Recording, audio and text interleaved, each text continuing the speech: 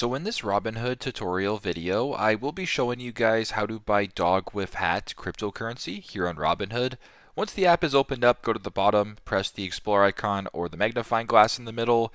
Then at the top where it says search by name or symbol, start typing in Dogwifhat. So if you were just going to go Dog W right here, ticker symbol WIF will also work. Go ahead and select that.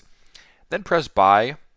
Then once you're here, type in the amount of Dogwifhat you want to purchase. So if you wanted to do $5 worth, you would type in 5 and then press review. Then you can review the order, so how much of Dogwifhat you're buying, the total fees, the total cost, etc. And if this looks good, go to the bottom and swipe up to submit the order. So very simple, very straightforward. That is how to buy Dogwifhat here on Robinhood. Thanks again for watching and hope this helps.